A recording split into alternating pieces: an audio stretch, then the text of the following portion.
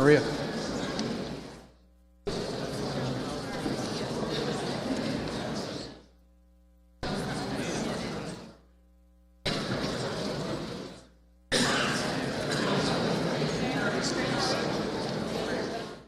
Move it as a committee action as opposed to a directive from the committee chair. And we can get started that way.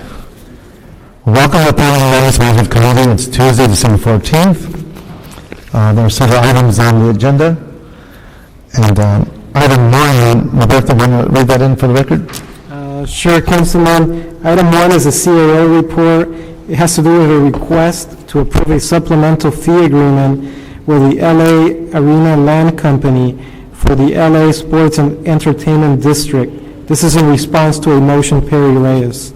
Okay, so the action body would approve the CAO recommendations authorizing the execution of a proposed supplemental fee agreement with the Los Angeles Land Company, Inc. for the recovery of actual costs associated with the processing of discretionary actions in conjunction with the Los Angeles Sports Entertainment District project for a term of 3 years, subject to the review and approval of the city attorney.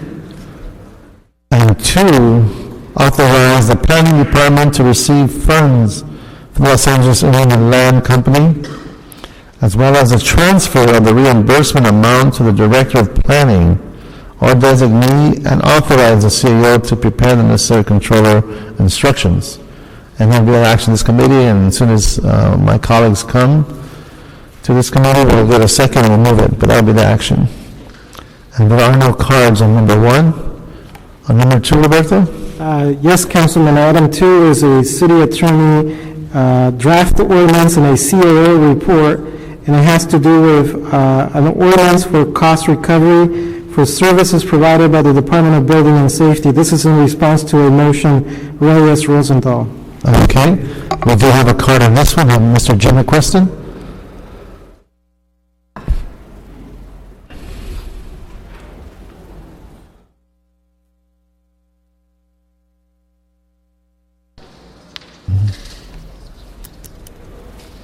Good afternoon, Mr. McQuestion. Good afternoon, Jim McQuestion. As you know, I've spoken on this before the city attorney's draft. I have submitted a statement on this in which I say that this is headed for court disapproval, and it can be fixed, and I've suggested a fix which would be acceptable by a court. And as you know, the city attorney has had several reversals on drafts lately, which I am sorry about, but I think some of them have been directed. And so you can't really blame the city attorney for putting this down. But I do want to say that this really goes down a slippery slope. If you did this, the fire department could charge when they came to put out a fire. The police could also put out a charge when someone called up 911. And we don't want to go down this way because the Constitution says that it's unlawful. Thank you. Thank you, Mr. McQuestion. Mr. City Attorney, give a observation or comment based on the speaker's analysis or observation, and that we're going down a slippery slope and that we will be charging for other services as well? I understand the sentiment, Councilman, but these costs have been fully vetted and they're just recovering for services provided, and I think that's what we're doing in general these days. Okay. Okay, I just want to make sure there was a response from the city attorney on his assertions. Yes. Okay. That being said, the action of this committee, and should my colleague second, would be to approve the city attorney prepared code violation inspection fee ordinance, and 2, concur with the CAO recommendations to approve the code violation inspection fee in the amount of $336 to fully recover costs associated with code enforcement services in the Department of Building and Safety. Some of the action of this committee, if I do get that second. On item 3,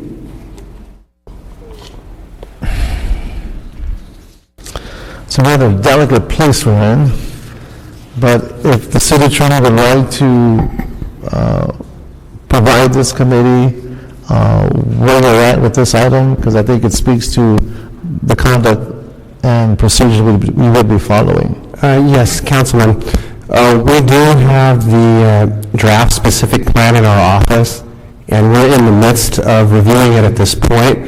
But we have to do a very thorough and careful review of it, and we're not completed with that. And we would ask that this item be continued because we don't think that it would make sense for the committee to actually consider it until we've had time to do our review. Otherwise, we may have to come back and do it. So it would just make more sense that way.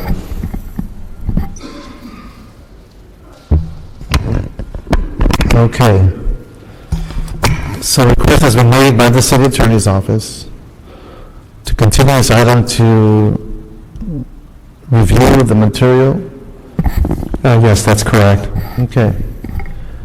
So there are quite a few speaker cards on this item, and I want to respect the fact that you actually found parking and got here.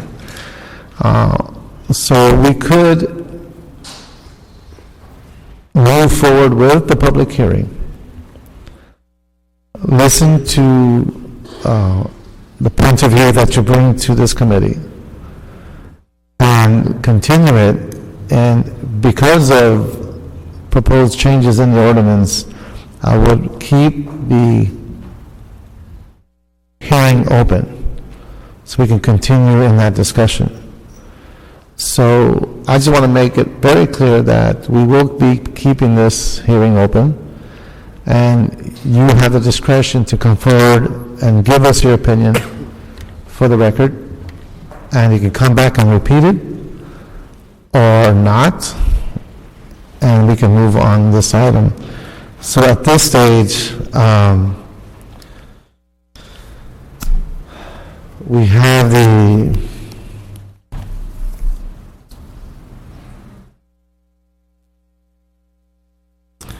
applicant, and Ms. Stewart, did you want to come to the microphone, or I want to make sure I give you, the applicant, all we have several names here, so. Mr. Chairman, our hope is that today we can present the project to you, and we'll outline all the work that's been done. We will continue to work and hope that this will be back before you on January 11th. Okay. Your staff asked that the president of the university, Dave Burcham, who's here today, the senior vice president, my partner George Milton, and I try to each speak for a short period of time. So perhaps I should go ahead and introduce the president and let him begin our presentation. Well, let me do this, Mr. It feels awkward to be a committee of one. There's so much information and so much work. I would ask we could recess for 5 minutes, hopefully no longer than that, so that I can have the committee here, or we could continue. I'm really trying to abide by your time and those who have filled out these cards. I want to be respectful to the substance of your statements, and I think my colleagues should be listening to all the information instead of just one committee member. So, Of course, Mr. Chairman. if you'd like to wait 10 minutes, 5 to 10 minutes to make sure I have the committee here, that's your call. That would be fine. Thank Okay. you. Thank you so much. So recess for 10 minutes, hopefully no longer than that, to make sure the committee is here. We have the other items. My understanding that those that are here for item 4, we have several cards on 4, and that there has been a request from the applicant to continue that item for 45 days. The folks that are here for item 4, do you mind standing? Item number 4. Okay, Mr. Lee. So we'll continue for 45 days. Okay, so I just want to make sure that folks that are here for item 4 are not waiting for the committee, because we will be continuing that item for 45 days. So that is for 4.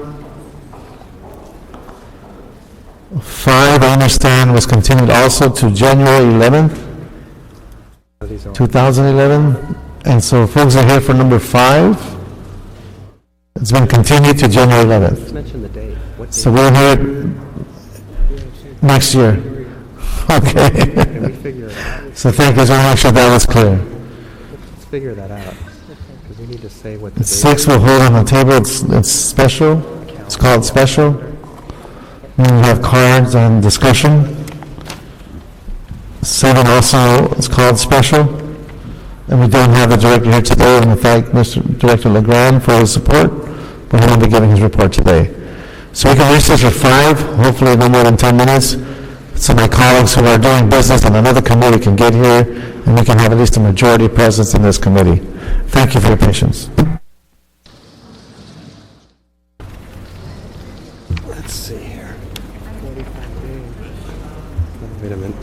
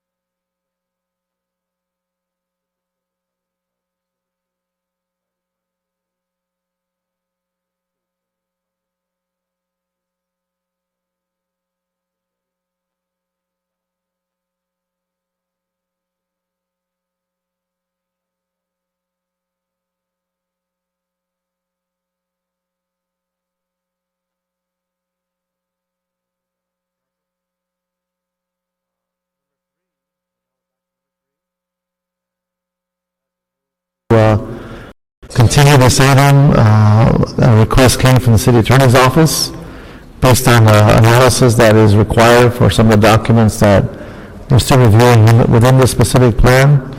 And but I paused so that we can hear from the applicant, and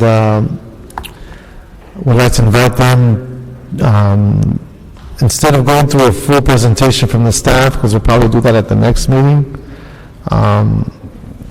and I would ask for your recommendation. Do you want to hear from the staff first, council member, and then from the public hearing? Because we're going to continue this anyway. There's a lot of people here. Yeah, well, let's go to the public hearing. We'll do that. Okay. So, Mr. Did you, I know you have a nice, neat package here in a paper clip with certain speakers. Council members, I'd like to ask the president of LMU to begin, and then several of us will chime in after him and try to give you a quick presentation of the overall project. Thank you. Thank you. Good afternoon, Mr. Chair, Councilman Kokoria. My name is David Burcham. I am the president of LMU. I have served at LMU for 20 years, first as a professor of law, then as dean of the law school, then as provost, and now as president.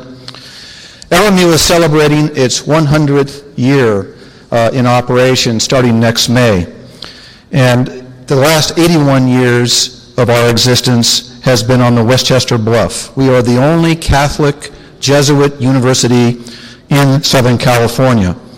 And we've left an imprint on literally thousands of people. In fact, the developers of the residential area immediately surrounding the university, when that area was developed subsequent to our move to the Bluff, named many of the streets and avenues after other Jesuits' university. Gonzaga, Holy Cross, Georgetown, Creighton, Regis, Fordham, they're all names of streets and avenues adjacent and immediately surrounding the university. We work very hard to ensure that our Jesuit and Marymount roots remain at the center of who we are as a university and how we endeavor to educate the next generation of leaders. That is why this master plan is so vitally important to us.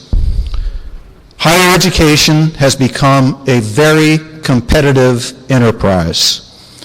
We compete nationally for faculty, we compete nationally for students, and for staff. The master plan, this master plan, is our roadmap to ensure our competitiveness for the next 20 years. I have, as president, a primary responsibility to advance the university, to make sure that we do not stagnate, and that we continue to realize our mission of educating the whole person. We must work toward excellence in everything that we do. We must have excellent facilities to attract the faculty and the students we want. That is why we need this master plan. Thank you for your time. Mr. Bertram, I want to say thank you too for your support to this region and the service you provide as a university. Thank you, sir. I'm Lynn Scarborough. I'm Senior VP for Administration at LMU. This master plan does help us face our next 100 years, and it is about creating a better LMU. We are not increasing our enrollment cap, and we are not increasing our footprint, but we are about getting better.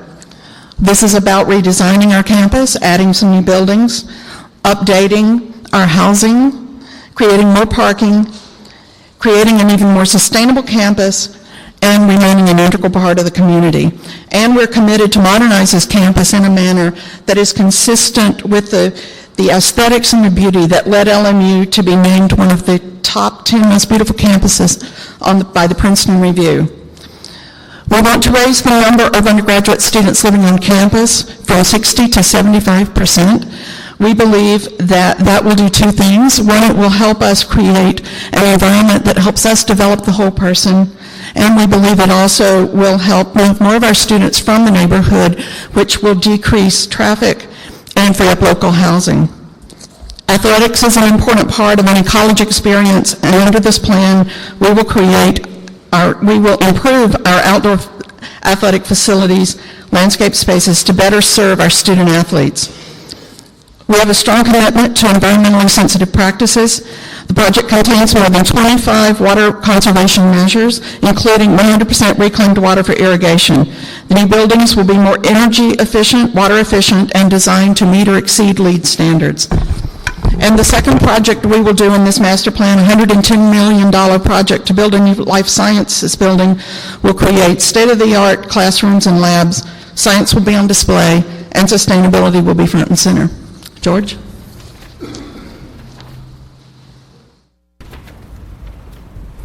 Honorable Council Members, George Milston. LMU's project master plan will generate about $1.7 billion in economic activity for the region and will generate almost 16,000 jobs. At completion, the project will generate $500 million of economic activity for Los Angeles County and will generate an additional 6,000 jobs long term. LMU students provide over 170,000 hours of volunteer community activity in the region and certainly within the Westchester community. And we provide a number of ongoing programs for youth within the Los Angeles community and the Westchester community. LMU is very engaged with its community. As part of that engagement, we have worked hard to work with the Westchester Neighborhood Council, Westchester Playa del Rey Neighborhood Council, and as you will hear today, worked very hard to provide a number of concessions and meet the needs of the community as reflected through the Neighborhood Council.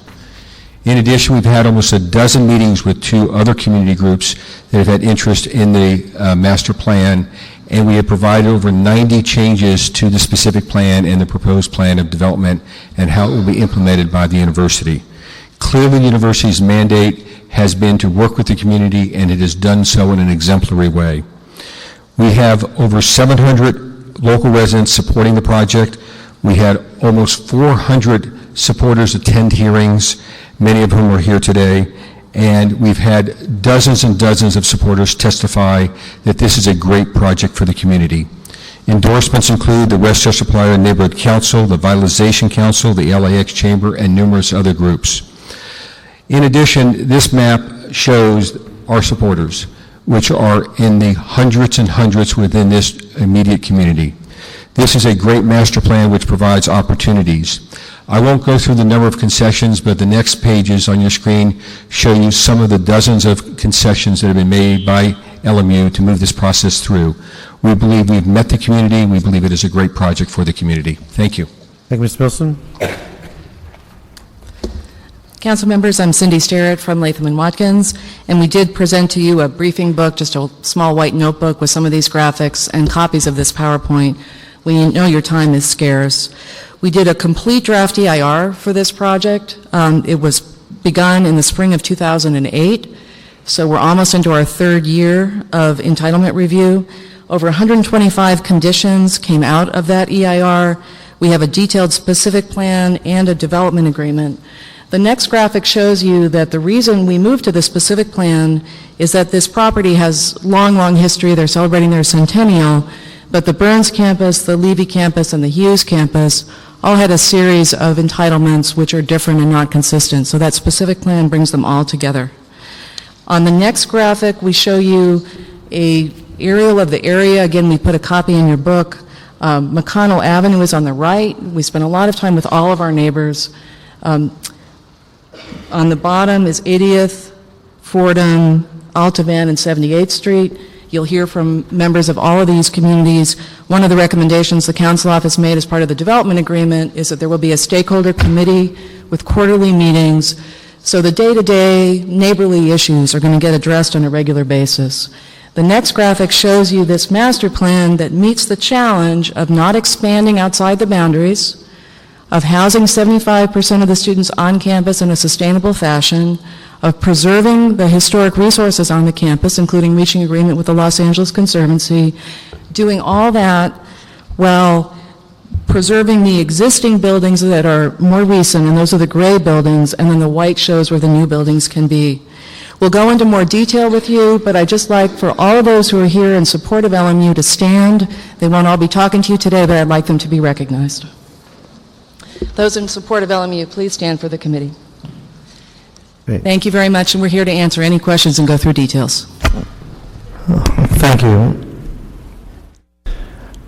As I stated, we will be keeping this open. We have a half a stack of cards that have different points of view. So I'm assuming that the cards that state support are the names I don't need to call because everybody just stood. Would that be accurate? They will speak very quickly, but if they could be recognized having come downtown, it would be much appreciated. Okay, I'm being respectful of your time, so we'll keep this to 1 minute on comments, since we'll be opening this up, and we'll keep it open until we review the substance of the case as presented by the staff and the city attorney. So that being said, we just keep our eye on the clock. Give us your name and address. You have 1 minute. If there is something new you want to add, we would love to hear it. If the speaker before you has already made the statement that you wanted to make, it's okay to say, I concur, I agree, ditto, however you want to phrase that. So let me ask Tony Prawn. Good day, sir. Good day, Councilmember Reyes and honorable members of the committee. My name is Tony Brown. I'm the Executive Director of Heart of Los Angeles, and we provide at-risk youth and impoverished youth with exceptional programs, free programs in arts, academics, and athletics. I can comment as an alumnus and also firsthand experience of the tremendous work that LMU is doing in the community. In 2007, they were honored by the Central City Association as a treasure in Los Angeles. And moreover, they've brought so many volunteers and incredible students and staff to the Central City in Los Angeles to provide amazing service. On top of that, they've delivered in a typical year 270,000 hours of community service at over 350 nonprofits throughout the city. So they've affected youth, seniors, everyone. I believe in this project. Why? Because I believe a stronger LMU means a stronger Los Angeles. We want to serve the community and serve it well, and we need your help to strengthen our LMU for now and the years to come. Thank you. Thank you, sir, and thank you for your hard work at Ola. Father Joe Labrie, and I'm at Loyola Marymount University, and Chairman Reyes and Councilman, thank you for your public service to us. As President Burcham said earlier, we are a mission-driven institution. The Jesuits have been in Los Angeles for well over 100 years at many different sites and have done great work in partnering with the city and others. We want to continue that through our master plan. We're very focused on forming young men and women in the Jesuit tradition for and with others. As Father Greg Boyle says often, and so many others do, that's our mission. And this plan helps us accomplish this by bringing our students more on campus. 75% will be living on campus, working with them closely through programming, getting them involved in community serving, community-based learning throughout the city, and allowing them to do public service and be as successful and as mission-driven as we want them to be and as you are. Thank you very much. Thank you, and as the next speaker comes on forward, we want to welcome Councilman Jose Rizar for joining us. David Voss. Yes, good afternoon. Thank you for having us here this afternoon. For almost 10 years now, I've served on the local neighborhood council's Planning and Land Use Committee, and I chaired the hearings for the LMU Master Plan. I can tell you that the number of hearings and the number of hours that we devoted to this master plan was greater than any other single project that has come before this neighborhood council in over 10 years. And likewise, we also saw a more significant responsiveness from, in this case, the developer being a university, to being willing to make changes to their plan to meet the needs that were expressed to us by the local community. Indeed, the evening where they came in and said they were going to change the setbacks by hundreds of feet was absolutely stunning and left the opponents speechless until they decided to try and come up with more. But literally, they really did address the needs at every turn along the way and really should be commended as the perfect example of how the process ought to work, hearing the problems, spending the time, reaching out and making the changes. What you see now is a product of an adaptive developer, and they should be commended. Thank you, sir. Thank you very much. Renata Simrel. Good afternoon. Thank you for your time this morning. Renata Simrel, Vice Chair of the Board of Regents for Loyola Marymount, LMU alum, and a third-generation Angelino. And I'm here to urge your support for this project. LMU, this is not just a project for the future of LMU, but it's also a project for the future of Los Angeles. This is an applicant who has done the right thing. They've listened to community, they've listened to their stakeholders, and they've made adjustments and changes to make this plan better. The economic benefit that George talked about earlier is undeniable. And without a date certain of when this project can move forward, it's really hampering the ability for LMU to move forward with those projects that will be an economic engine for this region. So I urge you to work with the City Attorney's Office to really get a date certain in January where we can move forward so we can get about the business of enhancing the future of this community, this university, and the City of Los Angeles. Thank you for your time. Thank you. Don Duckworth. Good afternoon. My name is Donald Alvarado, and I am a member of the Board of Regents also, and a member of the board of the LMU Mexican American Alumni Association. I graduated from LMU in 1977, and I've had two daughters attend the university, so I have the unique perspective of being a student, an alumni, a regent, and a parent. My day job, by the way, is I'm a Vice President and General Counsel at Smart and Final, so I have some appreciation for the land use and the planning process and the difficult work you all face in making choices among competing concerns. But I'm also pleased and gratified that throughout this process, LMU has been attuned to and attempted to address the concerns of its neighbors. But the time has come to weigh those concerns, make the tough decisions, and do what is in the good of the broadest group. I am particularly proud that LMU was recently recognized as one of the most successful universities in the nation in graduating African American and Latino students. And this is consistent with our mission and commitment to reach out to traditionally underserved students. We need to be able to continue that mission. This master plan allows us to do that, and so we thank you for your support. Thank you, Mr. Alvarado. Good afternoon. My name is Lainey Bove. I'm the Senior Vice President for Student Affairs at Loyola Marymount University. The purpose for creating this new master plan is to stay competitive in academics, sports, and in community life for our students. This master plan supports LMU's vision of becoming a better LMU and for becoming one of the premier Catholic universities in America. As Senior Vice President for Student Affairs, I'm responsible for the engagement and development of students outside the classroom. The formation of 18 to 22-year-olds, as we all know, is a very dynamic and fluid process. To this end, Student Affairs of LMU is committed to creating programs and services to help the next generation of citizens to become fully realized as human beings and to work on the side of social justice. We are very proud of our students for their engagement in the community and their enlivened spirit. But we need to keep moving forward and modernizing our facilities if we are going to continue to attract top-notch students and be a leader in the nation. Thank you very much for your time and consideration. Thank you. Good afternoon. My name is Cindy Hench, 7343 Dunbarton Avenue in Westchester. I'm the Neighborhood Council President, and to this point, you've heard everything I was going to say, so I'll spare you.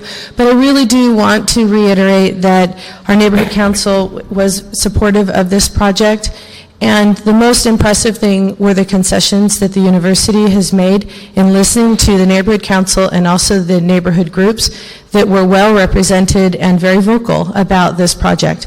So I hope that this project, it's disappointing that this is again delayed, but we'll see you again, and I just want to register the support of the Neighborhood Council. Thank you very much. Good afternoon, Council Members Krikorian and Reyes. My name is Richard Alcala. I am the original descendant of the Gabrielino Tongva Nation. It is my descendants that occupied this village as Sa'angva. Okay? I am here to tell you that my family directly has had a direct relationship, at least since the early 1970s, with LMU and all of their administrators. LMU, throughout our entire relationship, has done nothing but act in a dignified and respectful manner to the cultural history of all of my descendants. I can tell you firsthand, I'm a CPA and a paralegal, but that doesn't matter. I'm here to preserve the culture. I serve as a cultural monitor anytime LMU breaks ground. Each and every time they put up a new building, someone from my tribe is a Native American monitor on that site. They will allow us to go through the dirt every 6 inches to make sure that they're not unearthing any of my relatives. So I am here to tell you that my tribe is in full support of the 20-year plan. We've reviewed it in a detailed fashion. Thank you, Mr. Alcala. Thank you. Thank you, sir. My name is Joe Rasmussen. I'm the Campus Sustainability Coordinator at LMU. I'm also a Westchester resident. And LMU is known as a pioneer in its commitment to environmental responsibility, and this master plan builds on LMU's strong commitment. The aging buildings, mostly built between 1950 and 1970, are going to be replaced with state-of-the-art green buildings. And these buildings will reduce the consumption of water, electricity, and natural gas. And they'll also incorporate the latest practices in sustainable landscaping, keeping the beautiful campus that we have. Quite simply, the plan will make the campus more green and sustainable, and I hope you will support the master plan. Thank you. Thank you. Good afternoon. My name is Christina Davis. I'm President and CEO of the LAX Coastal Area Chamber of Commerce, representing over 550 businesses and tens of tens of thousands of employees. I'm here to express the Chamber's unqualified support of the Loyola Marymount University Master Plan. As business people, we are keenly aware of the enormous impact high quality and well-respected education LMU brings to our area. We are pleased to support LMU and look forward to the benefits the project will bring not only to the community, but also to our entire area. Thank you. Thank you, ma'am. Good afternoon, council members. Beverly Kenworthy with the Los Angeles Area Chamber of Commerce. The LA Area Chamber of Commerce represents over 1,600 businesses who employ over 650,000 people in the Los Angeles region. We are here today to support LMU. We know that they have done a fantastic job working with the community, and we're here to speak about the larger benefits a state-of-the-art university brings to the city. We are lucky to boast several major universities, and the economic boost they give to our city cannot be denied. That being said, we understand, during these tough economic times, the city has really been working on providing certainty through application process, not necessarily changing decision-making outcomes, but at least providing certainty to applicants and community members who take time and have spent years on a project. And so a last-minute delay without notice, I think, is extremely disappointing. And the amount of money that's been invested in this project, we really should have been moving forward today. So we urge you to look at those issues and see what we can do so this doesn't happen. Thank you. Hello, my name is Kelly Kane, and my address is 5864 Abernathy Drive in Westchester. I'm a Westchester resident. I'm the president of a 100% volunteer organization called the Westchester Ply Education Foundation, and I'm the mother of 2 children. My children attend those public schools, and my children and the other 6,000 children that attend our local public schools in Westchester, Playa del Rey, and Playa Vista have all benefited greatly from our partnership with LMU. Officially dubbed the LMU Family of Schools, LMU has provided us with professional development, teachers' assistance, access to their grounds, their athletic facilities, theater spaces, meeting rooms, on and on and on. Without their ability to go forward and create an even better LMU, we're worried that they're not going to lure the kinds of bright and best individuals that we need to continue to help us reform our schools. Our public schools need LMU to be the best it can be. They are very generous to us. Thanks very much. Thank you, ma'am. Good afternoon. I'm Father Randy Roach. I live at LMU. I'm a chaplain for the faculty and staff. The campus itself is a sanctuary. It's just beautiful with large gardens, landscaping, and trees. And as has been mentioned, it's voted one of the most beautiful campuses in the country. We're very proud that our campus has been and continues to be a resource for the community, especially our new library. And we're committed to our community, and our plan for the next 20 years will build on this commitment and create an even more beautiful, even more distinctive environment for the community to benefit from and enjoy.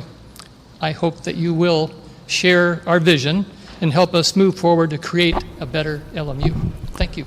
Thank you, sir.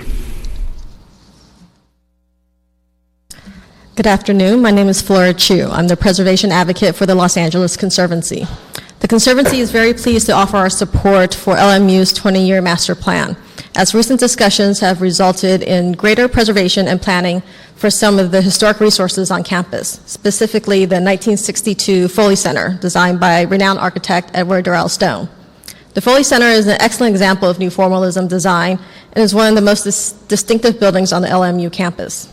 With the assistance of Councilmember Rosendahl and his staff, the Conservancy has been working with LMU to express our concerns and work through appropriate future planning for the Foley Center. Now, as part of LMU's proposed master plan, additional review for the Foley Center will occur when and if demolition or major alterations are proposed in the future. Again, the Conservancy offers our support for this proposal, and we greatly appreciate LMU for working with us to resolve the preservation issues. Thank you. Thank you, ma'am. We have Bill Royce, followed by Tommy. May I give my time to my wife, Tommy? No, it'd be 1 minute for each. Bill Royce, Tommy Royce, and then Bill Hendricks. Bill declines to speak. Yes, good afternoon. Hi. Let's see, 1 minute. Excuse your name and Tommy address. Royce on McConnell, and I am asking for a 20-foot landscape buffer the full length of McConnell. McConnell is the only border that adjoins homeowners' properties with LMU. Others have a 20-foot landscaped buffer, sidewalk, street, and sidewalk equaling 60 to 70 feet or more. The majority of the expansion will be by McConnell Homes. 20 years of demolition and construction, demolishing the majority of the original campus, which will be dozens of large buildings. The planned fire road between our fences and dorms will be used as a university service road, which can encompass many uses other than a fire road. This is an enormous expansion in height, width, and square footage, and closeness to neighbors. Our 20-foot landscaped buffer request for all of McConnell to be completed at signing is a small and reasonable request in light of the impact of the massive project. Thank you, ma'am. Thank you very much. Thank you. Hi, my name is Bill Hendricks. I'm a resident at 7834 Altavan Avenue. I'm also a member of a community organization called Whole, which is approximately a little bit over 200 people that join the university. And basically, everybody applauds the university from all the things that they've done over the years, and the specific plan is the way to move forward. What the opposition in certain areas is that we have to move forward responsibly. I think the city attorney's office has recognized it's a huge plan. It's going to last for 20 years. Once that is established, then you have to follow the agreement. We want it done right, and we made a lot of progress with LMU over the last 4 months. We want to continue that. There's a few items that still need to be resolved. Included in those things are recommendations from the LA Department of Transportation, their November 14th letter, which all of those requirements were not incorporated in the plan the way it exists today, so we want to work through that. We've got some issues as far as enforcement of the parking and also of the transportation plan, which need... Thank you, Mr. Hendricks. Thank you. Thank you very much, sir. Ross Williams, and then Maria Beard, I believe? Marilyn, I'm sorry. Good afternoon. Good afternoon, Mr. Chairman, Councilman. Briefly, I support what Bill Hendricks said, and I want to say that we've been meeting with LMU and we've made lots and lots of progress.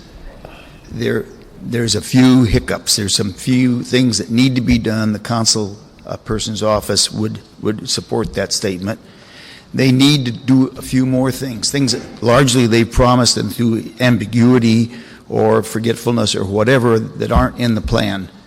So we're not beginners. Everything that everybody said good about them is what we say too. But there's a few things wrong that this committee should take up, should get some input on. And I think that maybe the committee won't have to, because I've spoken with several members of the LMU or Latham Watkins, and they seem to be willing to go a little bit further. They don't have to go a lot further, and they'll meet the community needs. So that's my statement. Thank you, sir. I apologize, Marilyn Beard. Hi, I'm Marilyn Beard, and I just want to say I support everything that Ross Williams had said and Bill Hendricks. Thank you, ma'am. Linda Coghlan, I believe, Clark. And then we have Ro Manx. Come on. Okay. Give us your name and address. You mean Ron? We don't know. Okay. Linda Kokalar. I'm the whole coordinator at McConnell Avenue. I represent over 200 people in Westchester. I have 61 letters of support here with me today for people who were not able to attend. We wish to thank Councilman Rosendahl and his staff for the help and support.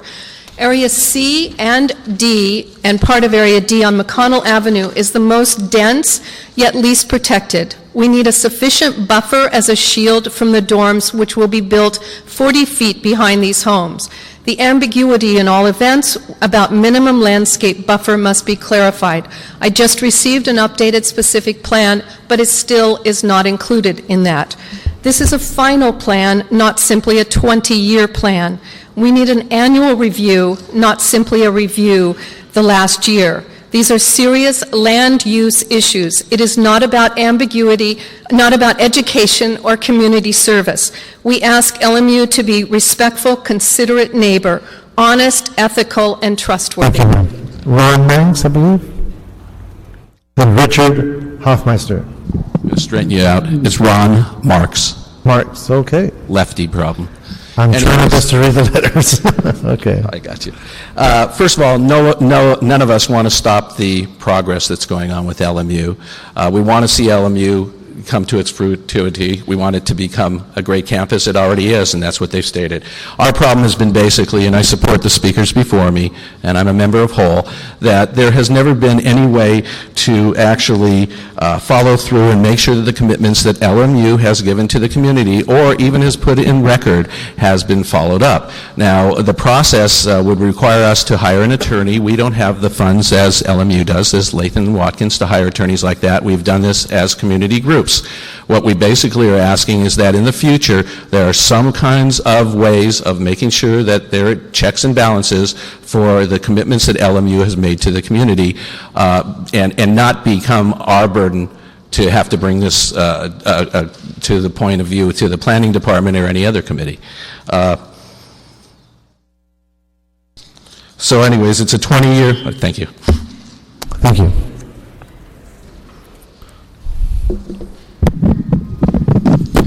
My name is Richard Hofmeister, and I'm a California licensed architect who lives at 7825 McConnell Avenue.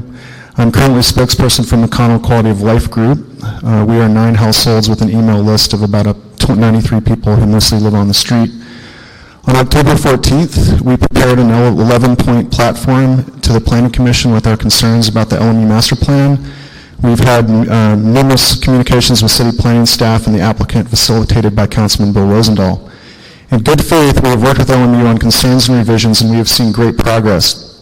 MQLG believes that this is the best possible outcome and endorses the LMU Master Plan, with the minor exception of the ongoing negotiation for a 150 feet stadium seating setback, which we think should also address crowds of 50 people or more that are near property lines. LMU has recently agreed to a 100 feet setback for the stadium seating, but we have not discussed in detail the crowds. We plan to meet again with LMU on January 6th, and we are reserving our final endorsement until after receiving the documentation that's going to be presented to council. Thank you, sir. I'd like to take 15 seconds to say a special thank you. Sir, please. Okay, thank you. No, be fair with everybody. Thank you. Okay, Brian. Hi, my name is Kate Bonney. I am a McConnell resident also. The building behind my house will move from 107 feet away to 40 feet away. And so I am asking, I'm specifically in Area C for a confirmed 20-foot landscape buffer to protect my privacy from the building that's going to be going on all along the McConnell edge. So I also support everything that was said here. Thank you. Thank you, ma'am. The only call I have left here is Don Duckworth. Did you come forward? Good afternoon, sir. Yes, how are you this morning? Thank you for allowing me to speak. My name is Don Duckworth. I'm the Executive Director of the Westchester Town Center Business Improvement District. Members of the LMU community look to our business district, our small business district, for services and shopping and other services in a major kind of a way. We support wholeheartedly their master plan and would urge your approval. Thank you very much. Thank you. So that concludes this phase of the public hearing. City Attorney, you are asking for a continuance. Is there a date in which you would like to specify so we can let the audience know when we anticipate it? Well, I believe you have continued it to January 11th. January 11th? Yes, I believe you did that already. So we want to make sure that was stated. Yes. So, just one scheduling item, Councilmember, if I could. The development agreement, the clerk advises, should have a 24-day notice. And so if that notice could be sent out, so this could go to council on January 18th, if that direction could be given today, then we would have a date certain to finish the project as well. It would be very much appreciated. well, we can, Madam Clerk?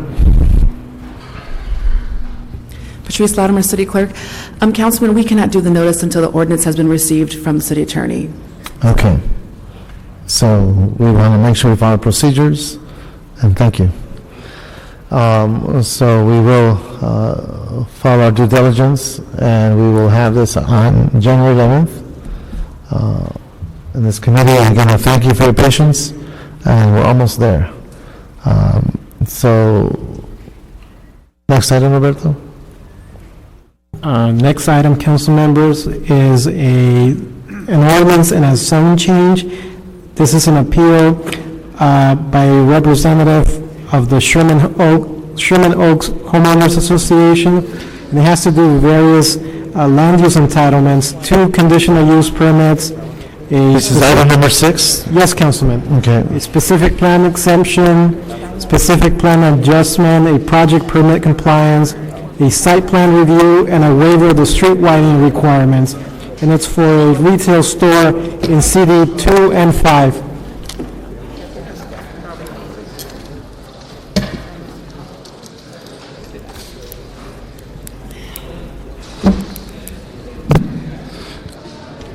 Good afternoon, Councilman. Tom Glick, City Planning. Happy holidays, first of all. Let's let the crowd.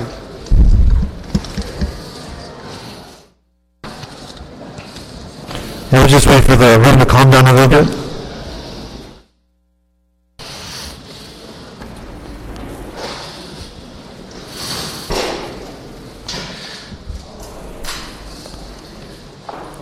Go ahead, Tom.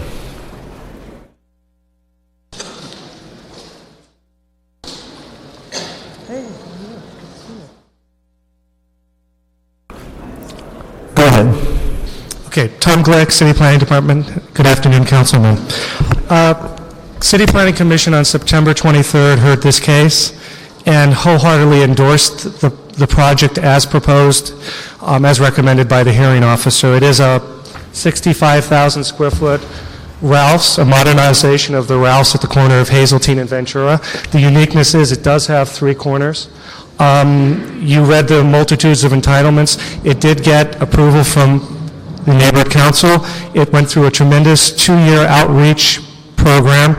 At the end of the day, the Planning Commission wholeheartedly loved this project as a shining example of an urban infill supermarket.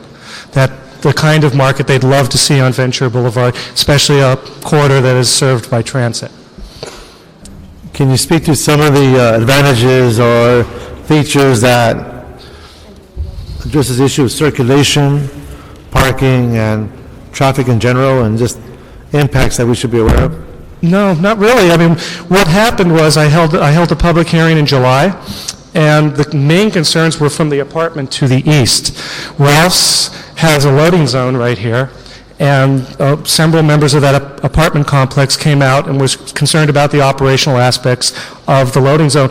What Ralph's did was came back before commission and covered the loading zone, or the loading dock. So it's covered. So the main issue regarding the noise on the adjacent, the most affected people from this project, which was residential to the east, was dealt with prior to commission. Because the acoustics of this room, maybe you didn't hear me clearly. What I was asking is if you could amplify the positives. What are the negatives? I'm sorry. Let me amplify the positives.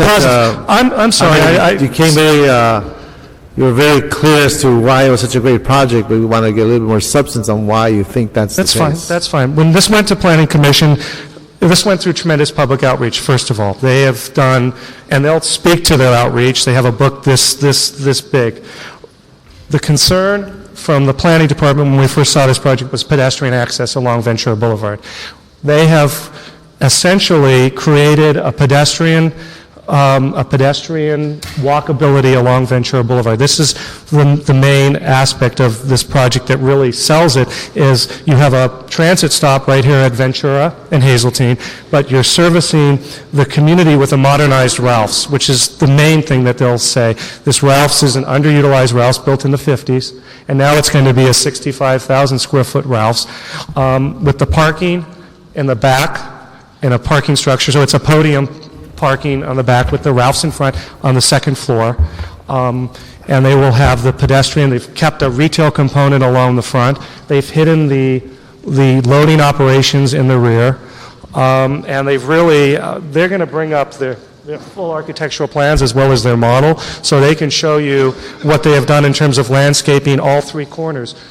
What's unique about this site, as I said in the beginning, is it is one of the only properties on Ventura Boulevard that has three corners, or three street frontages: Moore Park, Hazeltine, and Ventura Boulevard. And what they've done on all three corners, especially the Ventura Boulevard frontage, is they've created the pedestrian, the walkability there, but they've also done a wonderful job of landscaping around the other two corners. Great. Okay, the concerns that were brought up, once again, the neighborhood council who has heard this several times wholeheartedly endorsed this project. It was the homeowners association that appealed this project. The homeowners association came to commission in opposition to the project in terms of the main issue being that they didn't agree with exceptions to the Ventura Boulevard. The two exceptions being, well, the main exceptions being height. They're staying within the FAR, the floor area ratio. They're staying essentially within their yard requirements. They're only exceeding their lot coverage requirements of the specific plan and their height, but not by very much in comparison to the surrounding land uses and the surrounding buildings. What commission said when they looked at this project was they have to weigh the specific plan exception with current trends, and as I said, they looked at this as a wonderful example of an urban infill project they'd like to see more of in the valley. And most of the parking is? The parking is in the back within the structure, no subterranean parking. Okay. Any questions for the staff? My colleagues? Seeing none? Okay, so let's hear from the appellants. Those who are appealing this project. I believe it was filed by J.C. Weitzler. Good afternoon, sir. Sorry, I didn't realize I was an appellant. My name is Marshall Long. I represent Sherman Oaks Homeowners Association, and I'm here speaking for Jay Weitzler, who could not be here. And your name again, I'm sorry? Say again? Your name again? Marshall Long, L-O-N-G. Thank you, sir.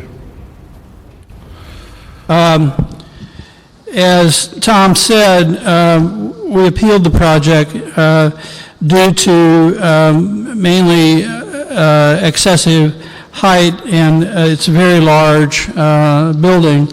It's not in compliance with the Ventura Boulevard specific plan. And the reason that is important is not only this project, but other projects that are coming along.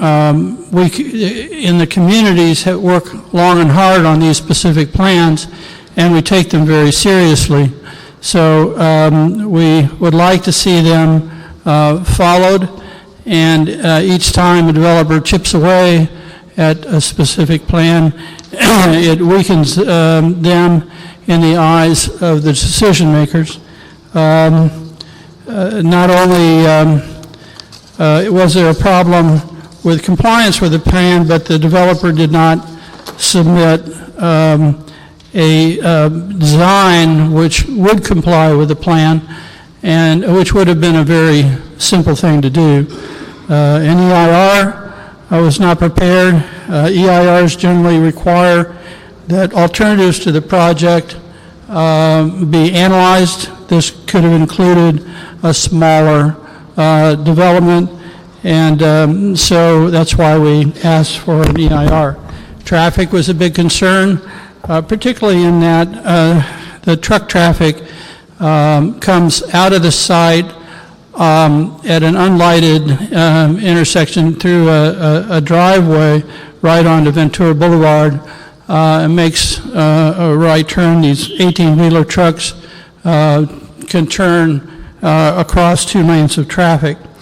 There was also sign variances for a very large sign, and these are the reasons that we oppose the project. On the other side, Rouse has made a strong effort to soften the project and provide public art and other and lowered the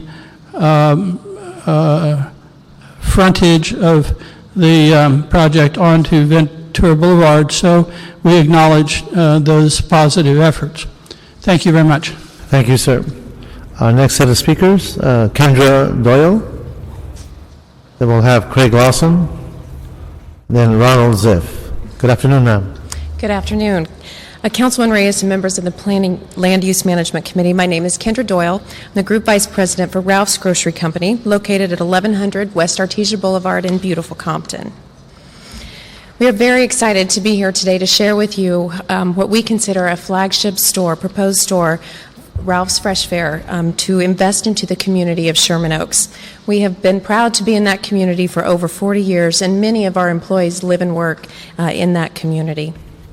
We've also been active members of the community, making significant investments in K-12 education, women and children's health. We've had such great events in joining with the council office to help boost a food bank who is serving limited families and is now working harder to meet the growing needs in that community as well. To a wonderful toy drive we did with the Sherman Oaks Homeowners Association a couple weeks back to share that holiday spirit. As was mentioned, we have done significant public outreach around this project, wanting to make sure we've been very transparent and been able to share the development of this project. I believe you received a big binder full of information on this project. We have over 400 supporters of this project, and many of those are represented here today, so we're pleased to have them join us as well. We've also worked through the council offices to establish a community fund, which will address any issues that arise after construction is complete, and we will continue to keep the community up to date as we develop through this project. In difficult economic times, we're excited to be able to invest. This project will bring over a 60% increase in the jobs that we have in that location, certainly thousands of jobs in construction and development over the several-year project, or over the project as it develops. And we believe increased tax revenue base, as we have seen in other areas where we have increased the services that we offer. This store will have unique departments and services that would include a kosher section, organic department, sushi, an enhanced floral department, just to name a few. So now at this time, I would like to bring Craig Lawson up to tell you a little bit more about our project. Thank you for your time. Thank you very much. Mr. Chairman, Reyes, and members, I'm Craig Lawson, land use consultant. Pleased to be here today on behalf of Ralph's Grocery Company. As you've seen from the presentation from Tom Glake and also from Kendra, this is a flagship store for Ralph's, something that's very important to the Sherman Oaks community. The proposal is to remove a 1960s era store and replace it with a new Ralph's Fresh Fare Market. This is an 80,000 square foot project overall, with a 65,000 square foot market, 4,000 square feet of neighborhood serving retail. There's a lobby and there's some other elements that make up to that 80,000. But the net increase in square footage is only about 30,000 square feet because of the existing store, which is there now. The project will also include about 316 parking spaces in several levels, which will be very accessible. The site is surrounded on three sides by major public streets, by Ventura, by Moore Park, and by Hazeltine, and these streets provide a natural buffer from to the nearby residential areas. The project site has a sloping topography. It slopes downwards by almost 12 feet. And because of that, it presented some unique design challenges. However, in keeping with the goals of Ralph's to provide a flagship store, the architects were able to design a project which actually works. And in fact, along Ventura Boulevard, the height as measured from Ventura ranges between 23 and 30 feet in height. So while the overall height is approximately 48 feet as measured from the low point, the key portions along Ventura Boulevard are between 23 and 30 feet. That's very important. The project is also designed to be a pedestrian-oriented building. It includes retail along the frontage with wide sidewalks, street furniture, street trees, bicycle racks, and other important pedestrian amenities. This is an area that's also well served by public transit. May I continue for a moment? Well, the current store has a wall facing Moore Park. Yes. How does that change in treatment? Well, this is an entirely new structure, so the treatment on Moore Park will be much better, much more pleasing than what you see there today. So there will be a substantial landscaping along Moore Park, as well as a much better design. So Will there be access points for pedestrians or just more of a architectural landscaping treatment? If I can show you, I think one of the boards shows a pedestrian walkway that we're creating, actually that goes through from Moore Park to Ventura, so it would be a new pedestrian paseo so that people could walk through and actually access the boulevard. Let me see if we have that board. Tom has it there. Thank you for your patience.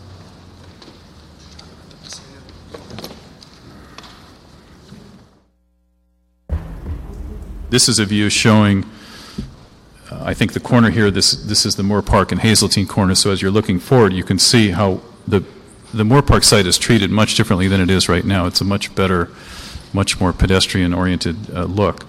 The biggest difference are the trees? Are you saying it's the landscaping that makes it different? Landscaping, trees, and there is an access point. The mid-block paseo, and I think this is in the package that was shown to you, is right here. So it comes in from Moore Park all the way to Ventura, and it provides an access point which doesn't currently exist.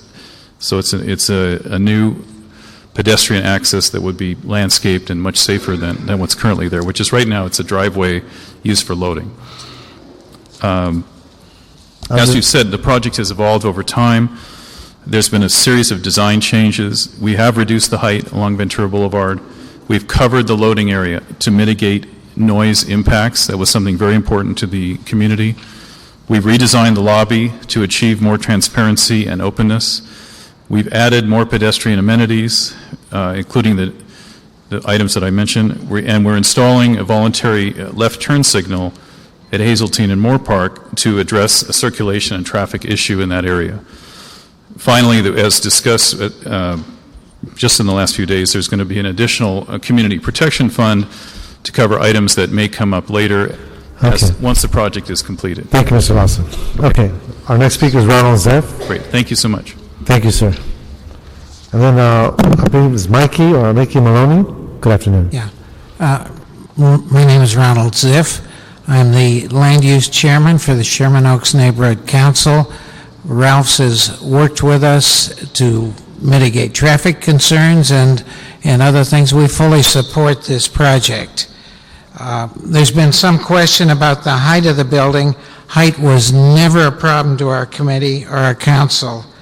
The current three-story building with a smaller footprint is a half a century old and is showing its age. It's going to be replaced with a contemporary structure that'll add to the community. The problem has been that there is an 11.5-foot slope from the front to the back of the property, and this has caused a problem in designing the building, but Ralph's has met that problem.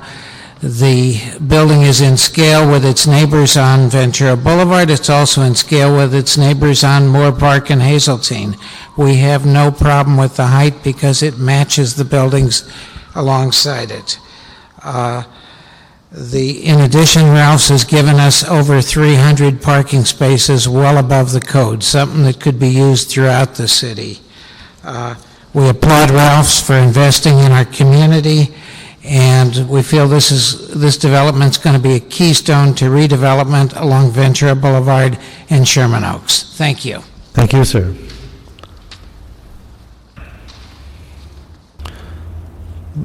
Good afternoon. My name is Mikey Maloney, and I'm a longtime resident of Sherman Oaks.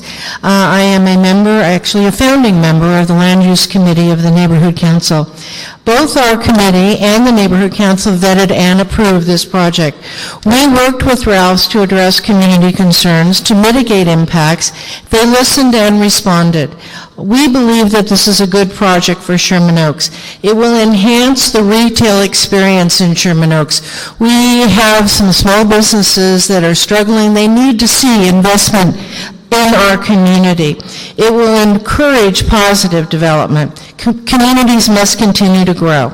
In Sherman Oaks, growth and development is very carefully monitored, and projects like this receive a lot of community input. This type of project does not move forward in a vacuum. There is a lot of support.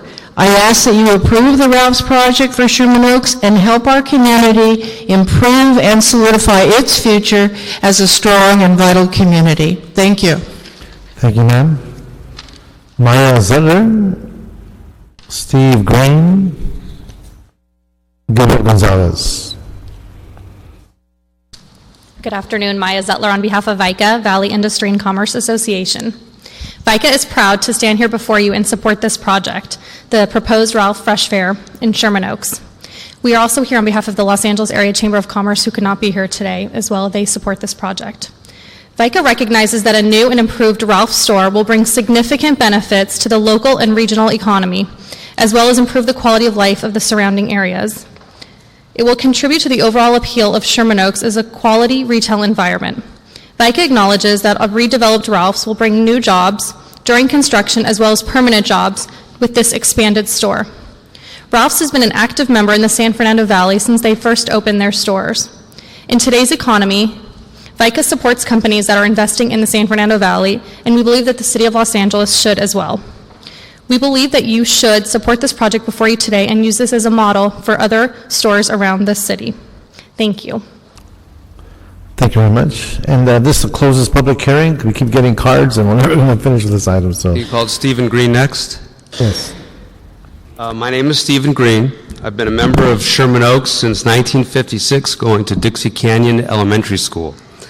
My business is a carriage trade cleaners. I've been a tenant of Ralph's since 1969, my business. We've been involved in 3 moves with that Ralph's since 1969 in the original building. Then they rebuilt in the 70s. Then we both survived the earthquake together, where my cleaners burned down and they rebuilt me, put me in temporary quarters until they rebuilt their Ralph's and my dry cleaners. They've been a great landlord. They're taking care of me. If this is approved, they're moving me into temporary quarters again while they rebuild the Ralph's, and then they'll move me back into a new location in the retail center for that Ralph's. This is an old Ralph's in an old building, and we need a new modern store that will compete with all the other super large markets that are on Ventura Boulevard right now. And I really feel that once this project comes to fruition, that this will help my business grow, which has been kind of stuck for the last number of years. So anything else I can help you with regarding, Ralph's and my being a tenant all these years? Thank you. Thank you, Mr. Green. Gilbert Gonzalez and Harvey Bauer. Good afternoon, honorable council members. My name is Gilbert Gonzalez, and I'm a senior director in the Mayor's Office of Economic and Business Policy. And I'm not going to repeat the sentiments that were shared by the previous speakers, but I do want to say is that we've worked very closely with Ralph's over the past few months. And one thing I would like to say is Ralph's has a very significant presence in the Valley with 27 stores in the San Fernando Valley alone. They are amazing corporate citizens. The mayor applauds their smart design of this project, and we respectfully request your approval of this project. Thank you. Thank you, sir. Harvey Bauer, Lisa Turan, and then Mitra Esfandiari. Good afternoon. My name's Holly Bauer. I'm not a resident of Sherman Oaks, but I have worked in Sherman Oaks for almost the last 8 years at the Buckley School. I'm actually here not because anyone asked me to do so, but I had heard through some chatter that there were residents who were opposing the Ralph's, and I wondered why. I often shop at the Ralph's store on my way home, where I live in Pasadena, and I shop there a lot for work, buying items for the Buckley School. There are not a lot of great alternatives for a nice grocery shopping destination in our neighborhood. Gelson's is an expensive alternative to Ralph's. I've heard their plans. It sounds like a great opportunity to make sure that there isn't more blight on Ventura Boulevard. I was driving down that today on the way to the hearing and noticed more and more shops are closing. So I think that the economic vitality that this project can bring to our neighborhood is a very positive part, and I hope that the council will approve the project. Thank you. Thank you, ma'am. Hi, Lisa Tershen. I work right across the street, and I'm one of 400 supporters. Many of the fellow supporters could not be here, but we do have this banner that we want to show you of the people that have signed up and are supporting the Ralph's bigger store with more offerings. The reasoning why is because the upgrade will offer more room for shopping, offer more and better shopping environment, better grocery options, more meat, seafood options, the specialty items. I usually travel to other stores outside of the area just to be able to shop because I don't find the selection at the current store, and I'm really looking forward to something like this. Thank you. Thank you.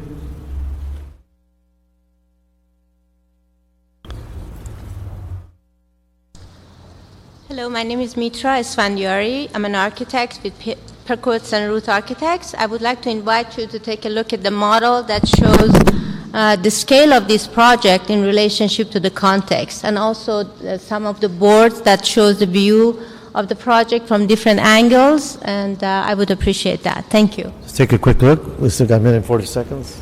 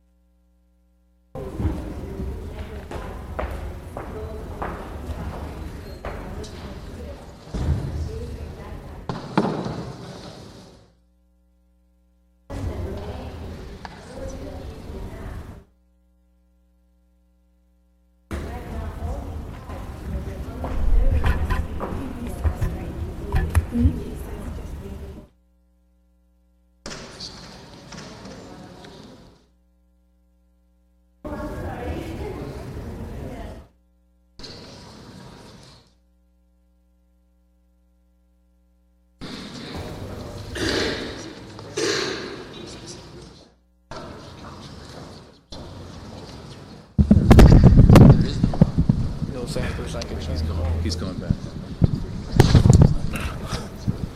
For the record, Mr. City Attorney, I want to make sure that in looking at the model, I was interested in the massing, the scale of the massing, the request of the height, how the height actually elevates itself from the lowest point of the property. But based on the observations made by the model, assuming that the model is built to scale, that the massing actually is consistent with the surrounding character of the neighborhood. And that's what I wanted to see, and I appreciate the model because it puts in perspective that it is keeping within it seems to me, within the spirit of the specific plan, given the consistency in the height and the level, the elevation in of themselves are also reaffirming what seems to be existing there. So that to me was important to see. And as I like to emphasize, on Ventura Boulevard, where we have the retail building that's blocking the parking structure behind, is way below 30 feet. It's like 23 to, it varies from 23 to 27. And this height is in relationship to the adjacent ground. Any other observations from colleagues? No?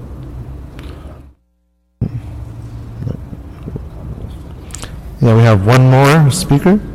That's Sean Bayless, representing District 5. My name is Sean Bayless, Planning and Land Use Deputy for Councilmember Paul Koretz, the district on which this project is held. I think you've heard, this committee has heard just about everything. Some of the issues that stood out to us in this project at the beginning were, of course, the height. The councilman was concerned with the height, as were other community groups. The oddity with this site is what's already been brought up, and that is, in order to achieve a 30-foot height for this building, the building would need to be roughly 18 or 19 feet tall on the front in Ventura for it to be 30 feet tall in the rear, which is where it's measured. The councilman asked Ralph's to redesign the project so that it fit within the spirit and intent of the specific plan, thereby lowering the height along Ventura Boulevard, and which they did. The height currently sits roughly between 24 and 31 feet in the front, which we believe fits the spirit and intent of the specific plan, while also dealing with the oddities of the site layout. The community has been absolutely outstanding. I think that their input has made a much better project for Ralph's in the end. Ralph's bringing this project to Sherman Oaks is bringing many hundreds of thousands of dollars in not only public benefit through a community protection fund, through street improvements, through a light that's a couple $100,000, for hearing the community's concerns to completely and utterly enclose the loading dock, which is absolutely amazing. It's a small thing, but when you have a large residential building right next door that currently deals with the loading and unloading, to have Ralph's completely redo and enclose that at great expense is amazing. So I'll keep it brief. But anyway, Councilmember Kretz supports this project, and we ask you to do the same. And if you have any questions, more than happy to ask. Also, thank you. I have no questions. Sure. I do want to recognize Councilman Krikorian. My understanding is that it abuts your district on the rear end of the facility itself. Yeah, on the back might side? be poorly phrased. The back side of it? Butts on the rear end, but... Okay, he's had a long council meeting, one committee meeting, and that was in a second, so we're on a roll. Thank you, Mr. Reyes. Yeah, the border of the district is directly behind the Ralph, so my constituents are potentially impacted by this development. And it's obviously been a project of significant interest in Sherman Oaks for a very long time. And the concern that I had was similar to as Mr. Kretz, staff had expressed, that the height the unique topography of this location created challenges in complying with the specific terms of the specific plan. And I'm always very reluctant to allow any exceptions to the specific plan that had been worked out with extraordinary difficulty within the community. But I think the work that Mr. Kretz has done on this, and Ralph's, and the Neighborhood Council, and so many in the community, in trying to create a project which is consistent with the intent and the purpose of the specific plan, needs to really be recognized and applauded. And in fact, the Planning Commission found that the project was designed to meet the general purpose and intent of the specific plan, in that it provides a building and site design that encourages pedestrian activity, maximizing the use of the property at the ground level and establishing a strong street wall, and that the site contains a 12-foot grade difference. Strict application of the 30-foot height limit would result in practical difficulties inconsistent with the general purpose and the intent of the specific plan. So this project actually does, I think, fulfill what the specific plan is intended to fulfill with these changes that have been made, which I very much appreciate. I think everybody in the community agrees the existing Ralph's has got to go, and this project is going to be a significant improvement to the neighborhood and a significant shot in the arm to the local economy. So I just want to say how much I appreciate the diligence and work of Ralph's, the Neighborhood Council, and the rest of the community, the Chamber, and of course, Council Member Kretz, who's shown great leadership in getting a good project proposal before us. And I especially appreciate also the Sherman Oaks Homeowners Association, which has been, while the most significant opponent of the exceptions to the specific plan, has found, I think, some practical solutions to that, and in supporting the idea of a community impact fund will allow us to mitigate potential impacts that would affect my constituents through that fund. So so I'm going to support this project, and I applaud again Ralph's for its good corporate citizenship, and also the ability to reach out to the community to meet the community's needs and to the greatest extent possible mitigate the potential impacts of this project. So any other comments, Councilor? So given the observations made by this committee, I would move that we deny the appeal and allow for the project to move forward unless there are other technical amendments and or instructions that the staff would recommend. Thank you very much.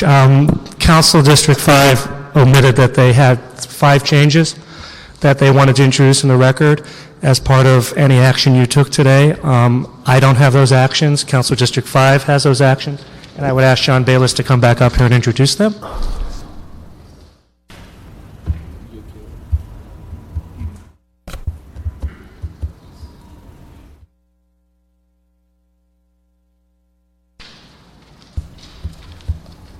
I apologize, gentlemen. While working with the community, we had 5 additional conditions that we added, and I believe those sheets were a part of your packet. You speak into the microphone, please. I apologize. Sean Bales, Councilmember Paul Corrett's office, about to tip over the stage. There were 5 additional conditions to help mitigate this project that we requested to be added, and I think those were a part of your packet. But they were to be added to page C7, and they were conditions 36 through 40, and those conditions touched on the security. It's the addition of 1 unarmed security guard 24 hours a day. Secondly, the applicant is to make sure that the loading dock that I talked about was well within the limits of the municipal code's requirement for sound mitigation, to verify that the sound was taken care of, which is the whole intent of that that loading structure. Secondly, that Council District 5 be brought in on any requested changes to the plans, materials thereof, to make sure that what the community gets is what the community was told about at the beginning of the project. Basically, what is built matches the renderings. Fourthly, that the applicant strive hard to get specific art additions to the project site or within a close vicinity for the art funds that are required for them to pay. That's the 1% art fund or square footage times a certain number, which will be quite substantial with this. We'd like to see some of those art funds brought to this project to enhance Sherman Oaks, if at all possible. Of course, that'll be relying upon the Cultural Heritage Commission. And lastly... That's another citywide policy discussion, you know that, but go ahead. Sure. And then lastly, for there to be a third party to measure the height of the project, both during and post-construction, to verify the height is no greater than 48 feet. Just additional mitigations, just to make sure the project stays on track. And I apologize for not bringing those up earlier. So staff were consistent with... Okay, I just want to make sure that these conditions are consistent. These changes actually augment commission and actually make it a better environmentally sound project. They actually make it better. My assumption is that Ralph is also on board? Yes? Okay. All right. So we could move to deny the appeal with the conditions as stated by the council office of the district. We have a second on that? Technically, you would grant the appeal to add the 5 conditions and then otherwise approve the staff's recommendation. Just like you said. Thank you. Okay. So it's a grant in part, deny in part. That's what I was going to say next. Okay. All right, so granted part, deny in part, move forward with these conditions. Second? All right, that takes care of this item. Next item, Roberto? Our last item, I hope? The next item, council members, is an appeal by Wolfgang Veith. It's a CEQA appeal relative to the CPC's adoption of NID for a 29-unit multifamily building in CD5. Do we have staff on this item? Okay.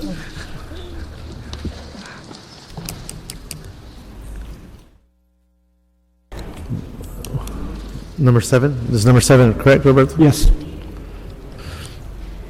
We have staff on number 7? Good afternoon.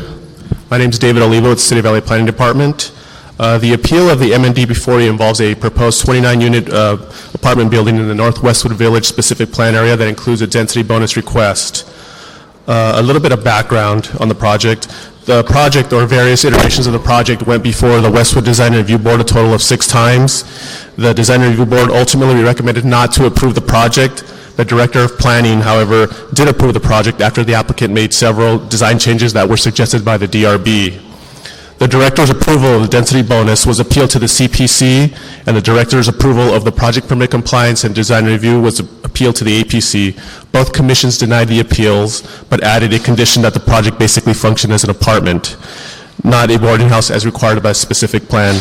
The CPC also adopted the MND As far as the M&D, the original M&D for the project was prepared by a professional consultant in June of 2009. Subsequently, after design bonus application was filed, a second M&D was prepared that responded to concerns raised by the community in the original M&D. Planning staff believes that the M&D sufficiently addresses environmental concerns that have been raised to date. As such, staff requests that you deny the appeal and uphold the adoption of the M&D. Staff is available to take any questions. Don't have any questions at this time, so let's move with the presentation. Thank you, sir. Let's hear from the appellant first, Wolfgang Weif, I believe. Let's come on forward. Give us your name and address and the reason for your appeal. Yes, my name is Wolfgang Veit. I live at 476 Landfair Avenue in Los Angeles in the North Westwood Village. We have a residents association that I founded some 25 years ago, and I'm appealing this project because, I'm appealing the MND because this project is way out of scale with the environment and also violates the basic Westwood Community Plan, the North Village Specific Plan. The reason why this is so out of scale is the fact that the North Westwood Village consists of 80% of buildings, apartment buildings, that are 1 and 2 stories with a height of 30 feet or less. This is according to planning staff assessments in 1986 when the plan was formulated. Not many buildings have been built since then. This building is of course 55 feet in height, and it has a majority of the apartments are 3 and 4 bedrooms. What that environmental impact really means is we have a much higher occupancy in that building than is usually the case in the North Village, and it's way out of scale with the Westwood Community Plan, which foresees a density of roughly between 100 and 200 persons per acre. The density of this building translates to about 250, 300 residents or occupants per acre. Resulting also is the parking situation, where the community plan, the Westwood Specific Plan, foresaw with an occupancy rate of 2 per apartment and no apartment being larger than 2 bedrooms, that there's going to be 1.3 parking spaces. Can I just, there's so many points here where it's out of scale, I need a little bit more time. Please, go ahead. Yeah. But the parking situation is such that it's only providing 0.36 parking spaces per occupant. You may say these are large apartments, there could be families living there, children don't have cars. There's no family life in the North Village to speak of. This is a strictly primarily adult area, students have you, and so what the situation is there with the builders, they anticipate an occupancy of 2 per bedroom. Ideally, the builders who are experienced in these kind of buildings, they're coming from Texas and they're building grand mark buildings all over the country, they like to lease out by the bed. It's like a flop house. And anticipate 2 students per room. There could be up to 8 people living in one apartment. They're unrelated, they don't have a common household, they're not a family, they're just, it's like a flop house. Fortunately, there was some condition made they can only rent out in joint and several leases by the apartment, but that doesn't prevent them from still occupying 8 people per apartment, up to 8 people per apartment. Mr. Veit, can you please conclude? Okay, so what also has not been mentioned is the impact in conjunction with all the other anticipated and approved buildings in the area. There's 7 of them altogether, UCLA building, one big one, and we only have like 850 street parking spaces, and with the buildings without UCLA, there's going to be 450 people looking for parking spaces, in addition to an already congested area, and UCLA putting another 800 people in the neighborhood. with no parking spaces. And students do have cars, they don't use them all the time, but they have to put them somewhere where they go to work or weekends. So, Thank you, sir. yeah. Thank you very much. Okay, we have Ben Rousseau and Michael Webb.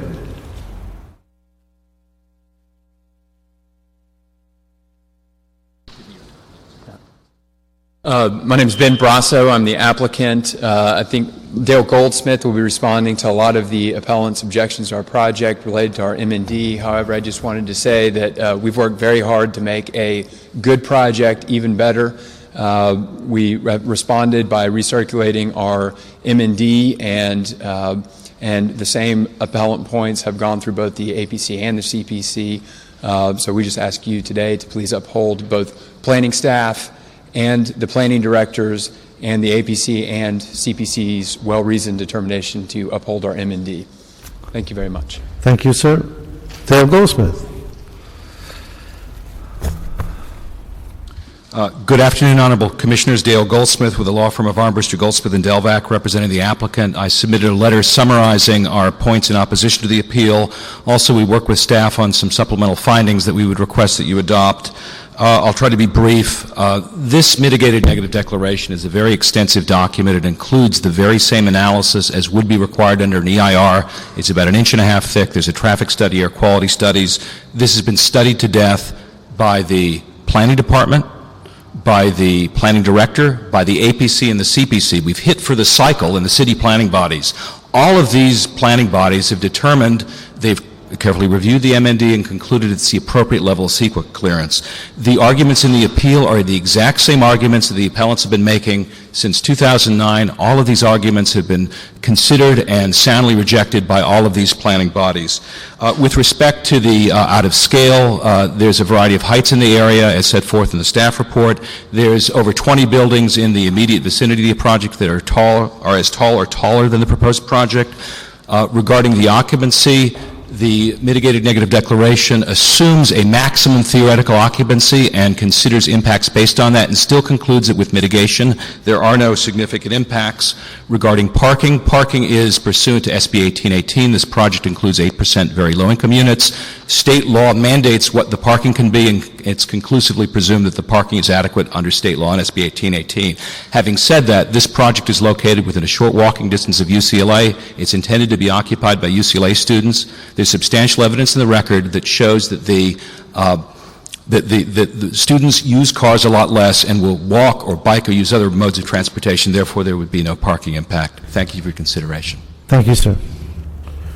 Michael Webb, Roxanne Stern, and Tim Connolly. Honourable Council members, my name is Michael Webb, and I've lived for 30 years on Strathmore Drive in the Los Angeles Historical Cultural Monument, Richard Neutra's Strathmore Apartments, which is one of the great architectural monuments of LA, and one that I feel very dedicated to and to the preservation of its integrity. As an architectural writer, I believe that a test of a good building is that it be a good neighbor, and I think this fails that test. And one of the reasons that we were shocked by the decisions of the planning department, which I do not think considered this with such great care as Dale Goldsmith suggested. In fact, the decision to overrule 6 hearings of the DRB and a 5-to-1 rejection in which they condemned this building as being completely inappropriate for the site was in fact done after the 75-day term had expired. It was not so much a decision as a kind of default setting. And our councilman, Paul Koretz, initially expressed strong opposition to this, introduced 2 motions into the City Council dealing with different aspects of this development. We feel the reason that we have to keep repeating the arguments is that at different stages we've been ignored or simply overruled by a planning department that seems not to be heeding the provisions of the North Village specific plan, which mandates appropriate development in scale and in character with the prevailing character of the village. It's been much abused, but it still has character, and we cherish that and we'd like to keep its livability. And that is the reason that we feel that the MND ought to be replaced by an EIR. Thank you very much. Thank you. Noel Weiss?